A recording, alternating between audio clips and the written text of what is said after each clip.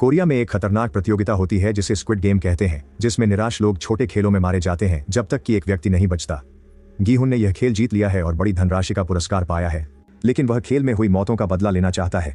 वह फिर से साइन अप करता है और कुछ खिलाड़ियों को विद्रोह के लिए मना लेता है, पर योजना असफल होती है और अधिकतर विद्रोही मारे जाते हैं। खिलाड़ी क्यूंग सियोक अपनी जान की भीख मांगता है और गार्ड नो ओनेल उसे गैर घातक जगह पर गोली मारता है।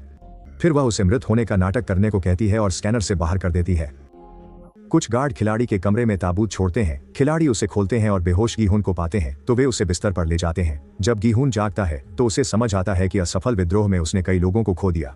गार्ड बताते हैं कि 35 खिलाड़ी बाहर हैं, इसलिए पुरस्कार 36.9 बिलियन वोन तक बढ़ गया। अब यह तय करने के लिए वोटिंग का समय है कि वे अगले खेल में जारी रहेंगे या नहीं। गीहुन चिल्लाते हैं और पूछते हैं कि उन्होंने दूसरों को क्यों मारा, लेकिन उन्हें क्यों नहीं। यहाँ तक कि एक गार्ड की बंदूक पकड़कर उसे ऐसा करने के लिए कहते हैं, लेकिन गार्ड उसे बिना चोट पहुंचाए पकड़ लेते हैं।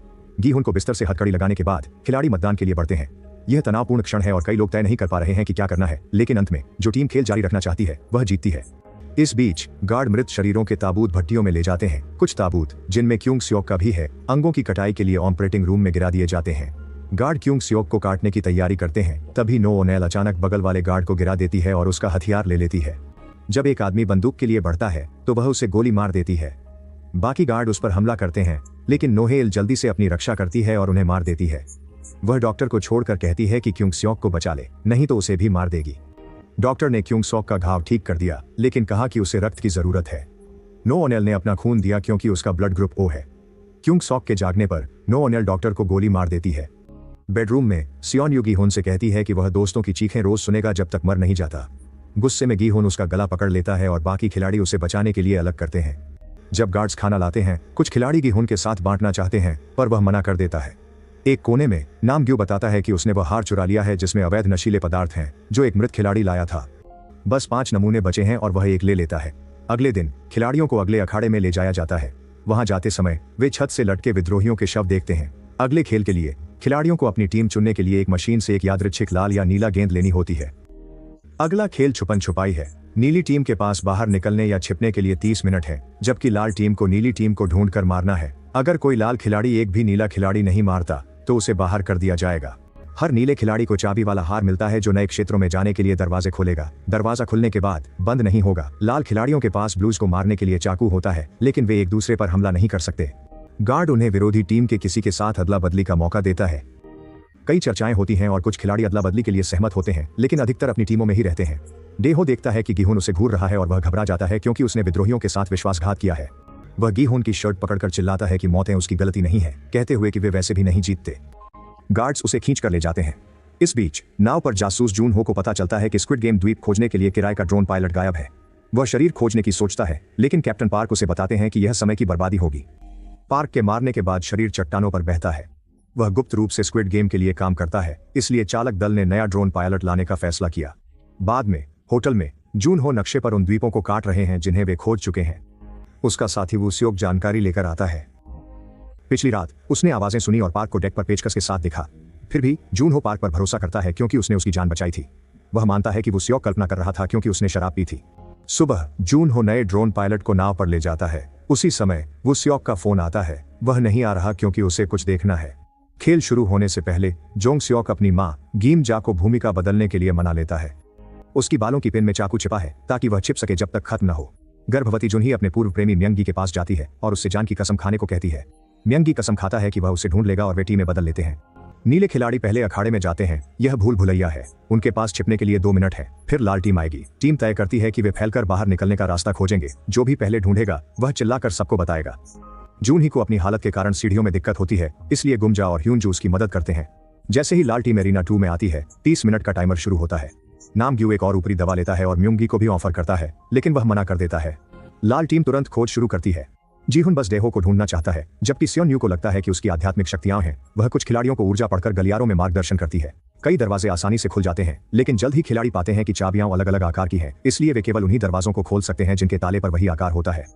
युन जुनही और ग्यूमजा को पता चलता है कि उनके पास हर आकार की चाबी है, इसलिए योनजू को सारी चाबियां ले जाने देते हैं ताकि वे जल्दी दरवाजे पार कर सकें। गीहुन आखिरकार डेहो को ढूंढता है और पीछा करता है। डेहो गलियारा चुनता है और भागने के लिए दरवाजा खोलता है, लेकिन खाई देखता है। जल्द ही गीहुन दरवाजे तक पहुंचता है और मारने को तैयार होता है, लेकिन वह आदमी डेहो नहीं होता। गीहुन ने गलती से गलत गलियारा चुना था, इसलिए वह उसे जाने देता है। फिर वह दरवाजे के पार देखता है और देखता है कि डेहो खाई के उस पार खड़ा है। डेहो दरवाजा बंद कर दौड़ता रहता है। हर जगह चीखें हैं और स्पीकर पर आवाज घोषणा करती है जब कोई खिलाड़ी बाहर होता है। नामग्यू और म्योंगी मिलकर 235 का पीछा करते हैं और उसे एक कमरे में घेर लेते हैं। यो 35 के विरोध के चलते वे उसे सिर्फ गैर घातक जगहों पर चाकू मार पाते हैं। वह अपनी जान की भीख मांगता है क्योंकि उसका परिवार है, इसलिए म्योंगजी नामग्यू को रोकता है। हालांकि म्योंगजी चाहता है कि वे दोनों पास हो सकें, इसलिए वह एक साथ चाकू मारने का सुझाव देता है। नामग्यू मान जाता है और वे मिलकर उसे मार देते हैं। म्योंगी जाने से पहले नीले खिलाड़ी की चाबी ले लेता है। फिर मिनसू छिपने से बाहर आता है और जमीन पर पड़ा हार पाता है, इसलिए वह अंतिम 2 ऊपरी में से एक ले लेता है। ह्यूनजू की टीम दौड़ती रहती है क्योंकि रेड उनका पीछा कर रहा है। सीढ़ियां चढ़ते वक्त जून ही फिसल जाती है और उसके टखने में मोच आ जाती है। रेड खिलाड़ी हमला करने की कोशिश करता है तो ह्यूनजू तुरंत उससे लड़ता है और उसे चाकू से मार देता है। इस बीच जोंगडे दरवाजे खोलने में व्यस्त है। वे एक लाल खिलाड़ी के साथ कमरे में घुसते हैं। जोंगडे साथी को धक्का देकर दरवाजा बंद कर देता है, जिससे उसकी मौत हो जाती है। वह तब तक रुकता है जब तक लाल खिलाड़ी चला नहीं जाता और साथी की चाबी ले लेता है। नामग्यू और म्योंगी एक नीले खिलाड़ी से चाबी लेने के लिए उसे चाकू मारते हैं। म्योंगी अब जॉन ही को ढूंढना चाहता है और नामग्यू इसका मजाक बनाता है। म्योंगी उसे चाकू से धमकाता है लेकिन नियमों के चलते छोड़ देता है। म्योंगी एक महिला की चीख सुनकर दौड़ता है, लेकिन यह एक अलग नीला खिलाड़ी है जिसे मारा जा रहा है। नामग्यू कहता है कि जीत के लिए नीले खिलाड़ियों को मारते रहना चाहिए। गीहुन डेहो की तलाश में रहता है और किसी अन्य नीले खिलाड़ी को नजरअंदाज करता है जो उसके पास से गुजरता है। डेहो एक लाल खिलाड़ी से भागता है। वह उसे सीढ़ियों पर घेर लेता है और टांग में चाकू मार देता है। डेहो धक्का देता है। लाल खिलाड़ी गिरकर मर जाता है। गिरने से चाकू टूट जाता है, पर डेहो उसे उठा लेता है। जोंगसिक दरवाजे के पीछे छिपे नीले खिलाड़ी को ढूंढता है और मारने की कोशिश करता है। संघर्ष लंबा चलता है। गीमेन आता है और हत्या का श्रेय लेता है। ह्यूनजू की टीम छिपने के लिए कमरा खोजती है और देखती है कि जूनही का टखना शायद टूटा है। स्थिति और बिगड़ती है जब जूनही का पानी भी टूट जाता है। दोस्त शोर दबाने के लिए उसके मुंह में जैकेट डालते हैं और उसकी डिलीवरी में मदद करते हैं। सियोन अपने समूह को दरवाजे तक ले जाती है, खोलती है और जल्दी से बंद कर भाग जाती है। फिर नामग्यू और म्योंगी बाहर आकर पूरे समूह को मार देते हैं। सियोन भागते हुए डेहो से टकराती है और गिर जाती है, लेकिन फिर भी वे अलग अलग रास्तों पर चले जाते हैं। वह एक और दरवाजा पार करती है और जीहन को पाती है, इसलिए वह उसे बताती है कि डेहो कहाँ है ताकि वह बच सके। जीहन डेहो को ढूंढने जाता है। मिनसू सियोन के पास आता है दोस्त के बारे में पूछने, लेकिन वह उसे अनदेखा कर एक कमरे में छुप जाती है। वहां उसे बाहर निकलने का दरवाजा मिलता है, लेकिन सभी चाबियां चाहिए। वह कमरे से बाहर आती है और एक शरीर देखती है। उसके पास भी वही चाबी है। सियोन दीवार पर खून से तीर खींचने का निर्णय लेती है ताकि बाहर निकलने का रास्ता दिख सके। एक गलियारे में जोंगडे देखता है कि कुछ लाल खिलाड़ी आ रहे हैं, इसलिए वह खून लगाकर मृत होने का नाटक करता है। नामग्यू करीब आता है, लेकिन म्योंगी उसे वहां से ले जाता है। सियोन उसकी चाबियां लेने की कोशिश करती है तो वह प्रकट करता है कि वह जीवित है और वे साथ काम करने पर सहमत होते हैं। इस बीच जुनही की बच्ची का जन्म होता है और ग्युमजे हेयरपिन से नाल काटता है। बच्चे के रोने से एक लाल खिलाड़ी का ध्यान खींचता है तो ह्यूनजू चुराई चाकू से लड़ाई शुरू करती है और उसे दूसरे कमरे में धकेल देती है। वे वार करते हैं, लेकिन अंत में ह्यूनजू ताकतवर होती है, इसलिए वह उसे कसकर पकड़कर मार देती है।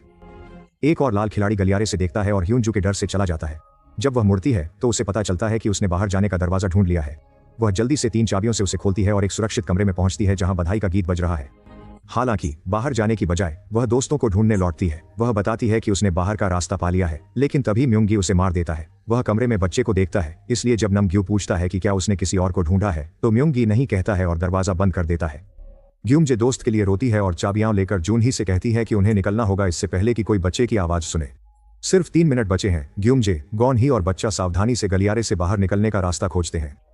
जब वे दरवाजा खोलने के लिए चाबियां मिलाते हैं, जोंगसिक पीछे आता है। उसे शिकार चाहिए और वह जूनही को मारना चाहता है, लेकिन ग्युमजे खुद को प्रस्तुत करती हैं क्योंकि वह जी चुकी है। जोंगसिक अपनी मां को मारने से मना करता है और जूनही के पीछे दौड़ता है, लेकिन ग्युमजा उसे हेयरपिन से पीठ में मारकर रोक देती है।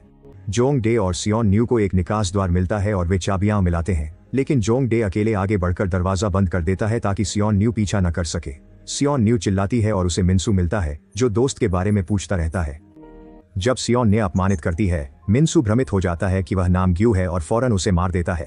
फिर भ्रम उसके दोस्त में बदल जाता है, जिससे मिनसू टूट जाता है। सीढ़ियों पर गीहुन खून के निशान का पीछा करता है और दरवाजे के पीछे डेहो को छिपा पाता है। जब गीहुन उसे धक्का देता है तो डेहो टूटी चाकू से उसे काटता है, जिससे वह चाकू गिरा देता है। वे लड़ते रहते हैं और डेहो निहत्था हो जाता है, इसलिए वह भागता है जबकि गीहुन चाकू उठाकर उसका पीछा करता है। जब डेहो दरवाजा खोलता है तो उसे गहराई मिलती है, इसलिए उसे गीहुन से लड़ना पड़ता है। संघर्ष के बाद गीहुन डेहो का गला घोंटने लगता है। डेहो कहता है कि मौतें गीहुन की गलती थीं और फिर वह मर जाता है। उस क्षण खेल खत्म होता है। गीहुन मानता है कि डेहो सही था और आत्महत्या की कोशिश करता है, लेकिन गार्ड उसे गोली मारकर निशस्त्र कर देते हैं और बेहोश कर देते हैं। गीमजा अपने मरते बेटे को पकड़े हैं, लेकिन गार्ड उस पल को बर्बाद कर देते हैं और जोंगसिक को गोली मार देते हैं। जल्द ही गार्ड शव ताबूतों में रखते हैं। एक लाल खिलाड़ी भागने की कोशिश करता है, उसे गोली मार दी जाती है। गार्ड मास्क हटाते हैं और पता चलता है कि वे विदेशी हैं जो मजे के लिए हत्या कर रहे हैं। जब खिलाड़ी बेडरूम लौटते हैं, नमगय्यू परेशान होते हैं क्योंकि उन्हें हार नहीं मिलती। वह गार्ड से विनती करते हैं लेकिन मना कर दिया जाता है और धमकी दी जाती है। हार फिलहाल मिन्सू के पास है। गी-हुन को फिर से बिस्तर से बांधा गया है। गार्ड बताते हैं कि 110 खिलाड़ी मारे गए, 25 बचे हैं और इनाम 30.1 बिलियन वॉन है। अब वोट का समय है। गी-हुन वोट नहीं करता। ग्यूमजा सभी से खेल रोकने की गुजारिश करती है ताकि बच्चे की रक्षा हो सके। वह पैसे देने की पेशकश भी करती है लेकिन खिलाड़ी उसे अनदेखा कर देते हैं और अधिकांश वोट खेल जारी रखने के पक्ष में जाते हैं, जिससे वह टूट जाती है। इस बीच विदेशी गार्ड्स इन्हो के साथ डिनर कर रहे हैं, जिन्हें फ्रंटमैन भी कहते हैं क्योंकि वे खेल के प्रभारी हैं। पता चलता है कि वे विदेशी वीआईपी हैं, यानी अमीर लोग जो खिलाड़ियों पर सट्टा लगाने के लिए बुलाए जाते हैं। दरवाजे पर गार्ड को कॉल आता है कि ऑपरेशन रूम से संपर्क टूट गया है और वह एक आदमी को जांचने भेजता है। ऑपरेशन रूम में नो नायल ने क्यूंग स्योक को गार्ड के रूप में तैयार किया है जब वे सीढ़ियां चढ़ते हैं। उसकी चोट के कारण चलना मुश्किल है लेकिन नोहेल कहती हैं कि बचने के लिए सहना होगा। गार्ड ऑपरेशन रूम में पहुंचते हैं, तब तक ऊपर की मंजिल पर शव मिल जाते हैं। नो नायल क्यूंग स्योक को नंबर 16 की चाबी देकर उसे अन्य गार्डों के पीछे चलने को कहती है। फिर वह छत के वेंट की ओर छलांग लगाती है। ह्यूंग सोक कमरे 16 में तब पहुंचता है जब गार्ड मैनेजर कैमरे चेक करने वाला होता है। वह अपने आदमियों से रेडियो पर कहता है कि गार्ड को ढूंढें, तभी नो ऑनल पीछे आती है। वह उसे धमकाती है जब तक वह गार्ड सुक्सा के साथ गश्त पर जाने और नाव की व्यवस्था करने के लिए सहमत नहीं होता। उस रात ग्यूमजे जीहुन को बताती हैं कि कैसे अतीत में उन्हें अपने बेटे को ओवरडोज से बचाना पड़ा, लेकिन वह उसकी हत्यारी बन गई। यहाँ वह जीहुन पर विश्वास करती है और चाहती हैं कि वह बच्चे की रक्षा करे, लेकिन जीहुन कहते हैं कि वह ऐसा व्यक्ति नहीं है। नाव पर पायलट ड्रोन भेजता है खोज जारी रखने के लिए। वो सियोक जूनहो को फोन कर बताता है कि उसने सभी मछुआरों से पूछा है, लेकिन किसी को पार्क के बारे में कुछ नहीं पता, जैसे वह है ही नहीं। पार्क ने नाव के कप्तान से भी मिलवाया, लेकिन वो सियोक को कुछ नहीं पता चला। जूनहो ने पार्क पर नजर रखने का वादा किया और खोज में लौटने का सोचा। कुछ मिनट बाद पार्क ने कहा कि वे लौट चलें क्योंकि ज्वार आ रहा है। जूनहो कहते हैं कि उन्हें ड्रोन लौटाना चाहिए, लेकिन तभी कुछ देखते हैं। वह समुद्र तक पहचानते हैं और पार्क से कहते हैं कि वहां ले चलें।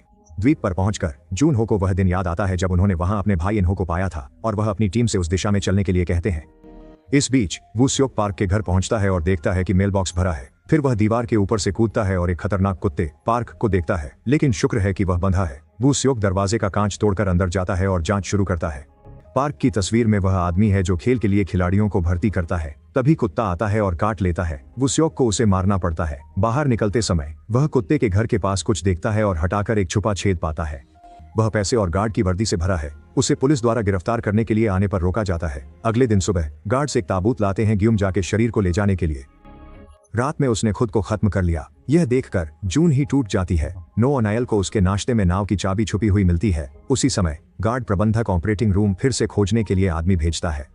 गार्ड टेबल पर शरीर स्कैन करता है और समझता है कि यह खिलाड़ी नहीं, डॉक्टर है जो खिलाड़ी के कपड़े पहने हैं। इसका मतलब गार्ड ही 16वां खिलाड़ी है। खिलाड़ियों को बताया जाता है अगला खेल शुरू होने वाला है और जून ही बच्चे को बिस्तर पर छोड़ने का सोचती है, लेकिन वह उसे साथ ले जाने का फैसला करती है। वह अपने टूटे टखने के कारण धीरे चल रही है, इसलिए गी-हुन बच्चे को उठाने की पेशकश करता है। वीआईपी कमरे में विदेशी इन्हो से बच्चे को खेल में शामिल करने को कहते हैं। अगले अखाड़े में खिलाड़ियों को एक रस्सी और संकीर्ण पुल से जुड़ी 2 बड़ी गुड़ियां मिलती हैं। खेल रस्सी कूद का है और इसे पूरा करने के लिए 20 मिनट है। खिलाड़ियों को झूलती रस्सी के साथ पुल पार करना होगा और गिरने पर खाई में मर जाएंगे। गी-हुन जून ही से कहता है कि बच्चे को वहीं छोड़ दे और खेल खत्म होने पर उठा ले, लेकिन गार्ड बताता है कि बच्चा भी खिलाड़ी है और उसे भी खेल पूरा करना होगा। उसका टखना सूझा है जिससे वह जीत नहीं सकती। जून ही गी-हुन से कहती है कि बच्चे को ले जाए। मिन्सू देखता है कि नाम ग्यू को वापसी के लक्षण हैं और उसे दिखाता है कि उसके पास हार है, जिसे वह पुल पर फेंकता है। नाम ग्यू चलना शुरू करता है और हार पाने तक रस्सी को सफलतापूर्वक कूदता है। जब वह खोलता है तो खाली पाता है और ध्यान भटकने से रस्सी पुल से गिर जाता है। मिन्सू खून बहते शरीर को देखता है जबकि वह आखिरी ऊपरी छुपा होता है। फिर गी-हुन बच्चे को जैकेट में लपेटकर अपने शरीर से बांध लेता है। आगे बढ़ने के लिए स्वयं सेवा करता है। गी-हुन तेजी से रस्सी पर कूदते हुए आगे बढ़ता है और पुल में गैप पाकर उसे सफलतापूर्वक पार कर लेता है। वह लगभग गिर जाता है, लेकिन समय पर संतुलन ठीक कर लेता है। फिर वह आगे बढ़ता रहता है और अंततः दूसरी तरफ पहुंच जाता है। गी-हुन जून ही की मदद के लिए लौटना चाहता है, लेकिन पुल पर पहले से खिलाड़ी हैं। खिलाड़ी छन्ना से दूसरी तरफ पहुंचकर पीछे वाले को धक्का देता है। वह सोचता है कि बाकी को धक्का देकर सिर्फ वह और गी-हुन ही बचें, जबकि छन्ना से एक और को धक्का देता है। पुल पर कुछ खिलाड़ियों को रस्सी से धक्का दिया जाता है। जोंग डे अगली पंक्ति में है और बातचीत करता है, जिससे बाकी पीछे रह जाते हैं। वे थकने लगते हैं और 2 आदमी गिरकर मर जाते हैं। 3 नाइस लौटना चाहती है और पीछे वाले पर चिल्लाती है, जिससे वह गिर पड़ता है। फिर वह लौटती है, तभी गीमिन उसे धक्का देता है। घबराकर मिनसू आखिरी हिस्सा ले लेता है। गीहुन चेनालिस को धमकाता है कि अगर वह पुल साफ नहीं करेगा तो उसे मार देगा। अब जोंगडे और सुंगवॉन अंत तक पहुंचते हैं। सिर्फ 7 मिनट बचे हैं और रस्सी तेजी से चल रही है। म्यूंगजी जूनही की मदद की पेशकश करता है, लेकिन वह मना कर देती है और पूछती है कि उसने ह्यूनजू को क्यों मारा जब वह मदद कर रही थी। वह बताता है कि उसे नहीं पता था कि ह्यूनजू सहयोगी थी और वह सिर्फ जूनही की रक्षा करना चाहता था जैसा उसने वादा किया था। जब म्यूंगजी कहते हैं कि वह परिवार बनाना चाहते हैं तो जूनही कहती हैं कि बच्चा उनका है और वह नहीं चाहती कि उनकी बेटी का म्यूंगजी से संबंध हो। म्यूंगजी उन्हें छोड़ने का निर्णय लेते हैं। अचानक चैंडिस गीहुन को गिरा देता है और वे लड़ने लगते हैं, जिससे पुल ब्लॉक हो जाता है और खिलाड़ी गिरने लगते हैं। चैंडिस गीहुन का गला घोंटने वाला होता है, लेकिन गीहुन अपने अंगूठे से चेनांडिस की आंख पर वार कर उसे पुल की ओर धकेल देता है। रस्सी 26 को मौत की ओर धकेल देती है, जबकि कुछ खिलाड़ी अंत तक पहुंच जाते हैं। 90 मिनट पर एसयू अंतर के पास फंस जाता है क्योंकि वह मतिभ्रम करता है। गीहुन उसे बुलाता है और उसे अंत तक पहुंचने में मदद मिलती है। एक आदमी फिसलकर गिरता है, वह खुद को संभाल लेता है, लेकिन म्यूंगजी उसकी मदद करने के बजाय उसके ऊपर से कूदकर अंत तक पहुंचने की कोशिश करता है। खिलाड़ी गिर जाता है। गीहुन देखता है कि बस 1 मिनट बचा है और केवल जूनही बची है। वह मदद करना चाहता है, लेकिन जूनही उसे बच्चे का ध्यान रखने को कहती है। फिर वह खुद को खत्म कर लेती है और खेल खत्म हो जाता है। जब खिलाड़ी बेडरूम लौटते हैं, वीआईपी लोग बच्चे पर चर्चा करते हैं। इन्हो सुझाव देता है कि बच्चा जूनही के नंबर के साथ खेले और समूह सहमत हो जाता है। गार्ड्स बताते हैं कि 9 खिलाड़ी बचे हैं। जब सब संख्या पर सवाल उठाते हैं, वे बताते हैं कि बच्चा 9वां खिलाड़ी है और उसे भी पैसे का हिस्सा मिलेगा। नाराज खिलाड़ी गीहुन को बच्चा छोड़ने को मजबूर करते हैं, लेकिन गार्ड चेतावनी में गोली चलाते हैं और कहते हैं कि खिलाड़ियों के बीच हिंसा अब नहीं। अंत में सभी को फाइनल में पहुंचने का उपहार मिलता है। इस बीच गार्डों को गश्त पर भेजने से पहले स्कैन किया जाता है। जब क्यूंग सियोक और नो ओनेल गुजरते हैं, प्रबंधक उनके पीछे लोगों को भेजता है। यह जोड़ी सुविधा से बाहर निकलकर नाव की खोज शुरू करती है। पुलिस स्टेशन में वू सियोक से पूछताछ हो रही है। वह पुलिस को स्क्विड गेम के बारे में बताने की कोशिश करता है और गार्ड की वर्दी सबूत के रूप में दिखाता है, लेकिन वे नहीं मानते। पार्क के सिस्टम में सिर्फ जुआ का जुर्माना है, जबकि वू सियोक की नाव पर लंबा आपराधिक इतिहास है। जूनहो उस द्वीप की ओर इशारा करता है जहां उसने अपने भाई से मुलाकात की थी और कहता है कि उन्हें अगला वहां देखना चाहिए। पार्क उसे दूसरी दिशा में भेजता है, कहते हुए कि यह क्षेत्र धाराओं और तटरक्षक से सुरक्षित है। तभी पुलिस पार्क को घटना के बारे में कॉल करती है। वे उसे वू सियोक, उसकी कहानी और बगीचे में वर्दी के बारे में बताते हैं। पार्क कहता है कि वह वू सियोक को नहीं जानता, जो दूसरे पुलिसकर्मी पर चिल्ला रहा है कि उसका फोन वापस दे। जूनहो पार्क से पूछता है कि इतनी रात किसका फोन था। पार्क कहता है दोस्त का था। वू सियोक अधिकारी से फोन छीनकर स्टेशन में दौड़ता है। वह जूनहो को बताता है कि पार्क खेल में शामिल है, इससे पहले कि पुलिस उसे पकड़ ले। उसी समय पार्क दूसरी नाव को कॉल कर अपने साथी से कहता है सबको मार दो, वे समझौता कर चुके हैं। फिर वह बंदूक उठाकर खोज दल पर फायरिंग शुरू कर देता है। गोलियों की आवाज सुनकर जूनहो हार्पून गन लेता है और पार्क को पीछे से चौंकाकर गोली मार देता है। जूनहो जानकारी मांगता है, लेकिन पार्क बात नहीं करता और आखिरी टीम सदस्य को बचाने की कोशिश में मर जाता है। जूनहो नक्शे को देखता है और समझता है कि पार्क ने उसे खास द्वीप से दूर क्यों भेजा था। कुछ ही देर बाद खिलाड़ी उपहार बक्सों से शानदार सूट पहन लेते हैं और उन्हें एक भोजन कक्ष में ले जाया जाता है जहां पैसे वाला बड़ा सुअर रखा है। उनके कमरों में मिलने वाले सूखे भोजन के विपरीत अब वे जितना चाहें खा पी सकते हैं। एक गार्ड बच्चे को दूध पिलाता है। फिर गार्ड घोषणा करता है कि उन्हें मतदान करना होगा, लेकिन पहले वह अंतिम के बारे में संकेत देता है। खिलाड़ी तय करेंगे किसे बाहर करना है। अगर वे 3 खिलाड़ियों को मारने पर सहमत होते हैं तो बाकी बचेंगे। न्यूनतम 3 है, लेकिन वे चाहें तो और भी मार सकते हैं। इस विचार से उत्साहित होकर गीहुन और मिनसू को छोड़कर सभी खेल जारी रखने के लिए वोट करते हैं। सून इन्हो को कॉल आता है कि पार्क नहीं रहा। क्यूंग सियोक और नो ओनेल नाव पर भाग रहे हैं। तभी गार्ड मैनेजर का कॉल आता है। वह धमकी देता है कि अगर वे लौटे नहीं तो अस्पताल में क्यूंग सियोक की बेटी को मार देगा। नो ओनेल को नाव मोड़नी पड़ती है। वह अकेली ही सुविधा में लौटती है और क्यूंग सियोक को नाव ले जाने देती है। फिर वह चट्टान पर चढ़कर वेंट तक पहुंचती है। अंदर जाने से पहले पंखा रोकने के लिए गोली चलाती है। खिलाड़ियों के पास लौटते हैं। जोंगडे बाकी 5 खिलाड़ियों को समझौते के लिए मनाता है। वे वोट करेंगे कि गीहुन, मिनसू और बच्चे को हटा दिया जाए। इस तरह उन्हें 7.6 बिलियन मिलेंगे। बाद में जब सब सो रहे होते हैं, गीहुन को निजी मंजिल पर इन्हो से मिलने ले जाया जाता है। इन्हो कहता है कि वह बच्चे की मदद करना चाहता है। गीहुन को विश्वास नहीं होता तो इन्हो उसे चाकू देता है और कहता है कि जो भी उसे या बच्चे को नुकसान पहुंचाए उसे मार दो। गीहुन उलझन में है। इन्हो मुखौटा उतारता है। गीहुन एक खिलाड़ी को पहचानकर गुस्से में चाकू उठाता है जिसने उसके दोस्त को मारा था, लेकिन इन्हो कहता है कि अगर उसे मारा गया तो उसकी जगह कोई कम दयालु व्यक्ति आ जाएगा और बच्चा नहीं बचेगा। इन्हो जीहुन को सलाह देता है कि सोते हुए दूसरों को मार दे ताकि वह और बच्चा जीत सके। जब जीहुन बाहर आता है, इन्हो पूछता है कि क्या उसे अब भी लोगों पर भरोसा है, लेकिन जीहुन चुप रहता है। कुछ देर बाद इन्हो देखता है कि जीहुन चाकू लेकर सोते खिलाड़ियों के पास जाता है और उस समय को याद करता है जब उसने खेल खेला था। क्योंकि इन्हो को भी वही प्रस्ताव मिला था, उसने अपने सभी प्रतिद्वंद्वियों को मार दिया था, लेकिन गीहुन ऐसा करने को तैयार नहीं। इसके बजाय वह सोचता है कि एक मृत दोस्त उसके साथ है, उसे याद दिलाते हुए कि वह अच्छा व्यक्ति है। इस बीच जून हो को मिन हो का कॉल आता है, जो उसे खोज रोकने की धमकी देता है, नहीं तो जान से मार देगा। जून हो उसे अनसुना करके वेंट्स में आगे बढ़ता रहता है। नो ओनेल धीरे धीरे एक निजी कमरे में पहुंचकर फर्नीचर के पीछे छिप जाता है। जब गार्ड मैनेजर बाथरूम से बाहर आता है, वह उसे धमकाती है कि अगर उसने क्यूंग सोक का रिकॉर्ड नहीं हटाया तो वह उसे मार देगी। आदमी ऐसा करता है, लेकिन गोली चलाने से पहले बताता है कि मुख्य कार्यालय में प्रतियां हैं जिन तक सिर्फ उसे और नेता को ही पहुंच है। नो ओनेल उसे ऑफिस ले जाने के लिए लिफ्ट में चढ़ा देती है, लेकिन दरवाजे बंद होते ही वह हमला कर देता है। कुछ बारों के बाद वे लिफ्ट से बाहर निकलते हैं और गलियारे में लड़ाई जारी रखते हैं। अंत में एक कमरे तक पहुंचते हैं। आदमी चाकू निकालता है, लेकिन नो ओनेल बचाव करती है और बोतल से उसके सिर पर वार कर देती है। फिर वह उसे साइड में चाकू मारता है। तभी उसे कॉल आता है कि खेल शुरू होने वाला है। वह अपने आदमियों से कहता है कि उसके बिना शुरू करें। जब वह खेल देखने के लिए टीवी चालू करता है तो नो ओनेल रेंगने की कोशिश करती है, क्योंकि वह आदमी उसका मजाक उड़ाता रहता है। इससे उसे लिफ्ट तक पहुंचने और अपनी बंदूक लेने का समय मिल जाता है, जिसका उपयोग वह उसे मारने के लिए करती है।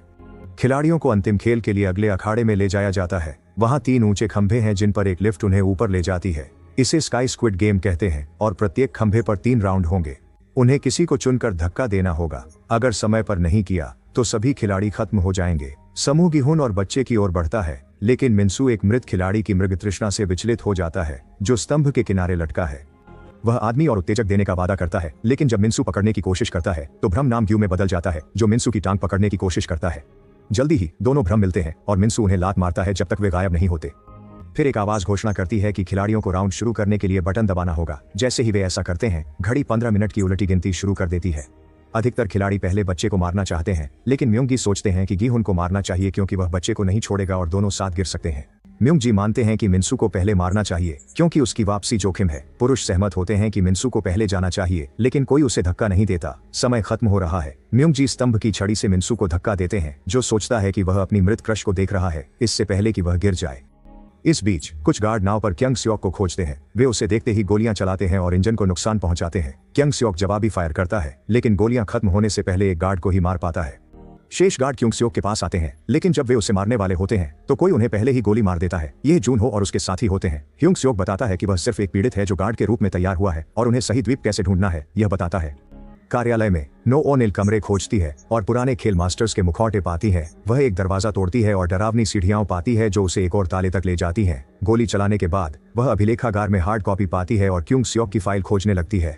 जब उसे मिलता है, वह कमरे में शराब डालकर आग लगा देती है। जाने से पहले उसे सूचियां वाले बाइंडर्स दिखते हैं।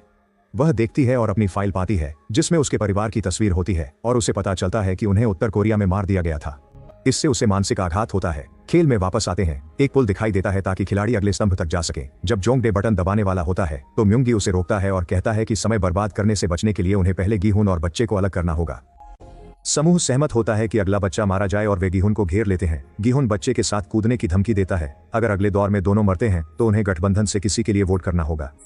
जिमिन कहता है कि उसे फर्क नहीं पड़ता और बटन दबा देता है, जबकि 335 से कहता है कि गिहुन और बच्चे दोनों को मार डाले, लेकिन 335 डरता है कि वह अगला निशाना बन सकता है। बहस शुरू होती है तो म्योंगी सुझाव देता है कि पत्थर, कागज, कैंची खेलें। सुंगवोन हार जाता है, इसलिए उसे बच्चा लाना होगा। पुरुष अपनी जैकेट्स बांधकर सुंगवोन की कमर पर बांध देते हैं ताकि जरूरत पर खींच सकें। वे गिहुन को बताते हैं कि अगली मौत का फैसला लॉटरी से होगा। गिहुन मानता है कि यह सही है, लेकिन वह हिलने से मना करता है क्योंकि उसे लगता है कि यह जाल है। फिर सुंगवोन आगे बढ़ता है और गिहुन को पकड़ लेता है, जो चाकू निकाल लेता है। बाकी लोग जैकेट्स खींचने लगते हैं, लेकिन गिहुन एक स्लीव काट देता है और सब गिर जाते हैं। चाकू देखकर सुंगवोन पीछे हटता है और जान की भीख मांगता है। अचानक म्योंगी गिहुन से कहता है कि वह हट जाए और सुंगवोन को धक्का देने के लिए डंडे का उपयोग करता है। म्योंगी कहता है कि वह भी बच्चे को बचाना चाहता है क्योंकि वह उसकी बेटी है। अन्य खिलाड़ी उनतालीस को पीटना शुरू कर देते हैं और उसकी टांगें तोड़ देते हैं ताकि अगले दौर में उन्हें आसान शिकार मिल सके। गिहुन चाकू दिखाकर उन्हें पीछे हटने को कहता है कि वे निष्पक्षता के लिए लॉटरी निकालेंगे और बच्चे को अलग रखेंगे। गिमिन गिहुन पर कूदता है और चाकू चुराने की कोशिश करता है, जबकि म्योंगी को 353 के साथ खींचतान करनी पड़ती है। जब गिमिन चाकू ले लेता है, गिहुन हार नहीं मानता और लड़ता रहता है जब तक वह चाकू वापस नहीं ले लेता और गिमिन को चाकू नहीं मार देता। म्योंगी 353 की पकड़ से जूझता है जब तक वह उसे खंभे से नहीं धकेल देता। एक हताश जोंगडे अपनी जान की भीख मांगता है, लेकिन म्योंगी उसे धक्का दे देता है। राउंड खत्म होता है, पर 309 अभी भी किनारे की ओर रेंगता है। कहता है कि वह अगला शिकार नहीं बनना चाहता। म्योंगी उसे समझाने की कोशिश करता है। हालांकि 309 फिर भी कूद जाता है। अब केवल म्योंगी, गिहुन और बच्चा अंतिम राउंड में बचे हैं। पुल दिखता है और म्योंगी अगले स्तंभ पर जाता है। हालांकि वह फिर खंभे को पकड़ लेता है और पुल रोक देता है। गिहुन से बच्चा देने को कहता है। गीहुन कहता है कि ऐसा करने पर म्योंगी को खुद और बच्चे में से चुनना होगा। म्योंगी कहता है कि उसे खेल की जानकारी है। आवाज घोषणा करती है कि गीहुन के पास अगले स्तंभ तक पहुंचने के लिए 5 मिनट हैं। गीहुन और म्योंगी आगे बढ़ते हैं, मतलब अगर वे नहीं चले तो सब हार जाएंगे। नाव में जूनहो क्योंगसियोक को उसके साथी के साथ छोड़ते हैं और तटरक्षक के इंतजार के लिए कहते हैं जिन्हें उन्होंने बुलाया है। इस बीच वह द्वीप तक जाने के लिए गोताखोरी उपकरण का उपयोग करेंगे।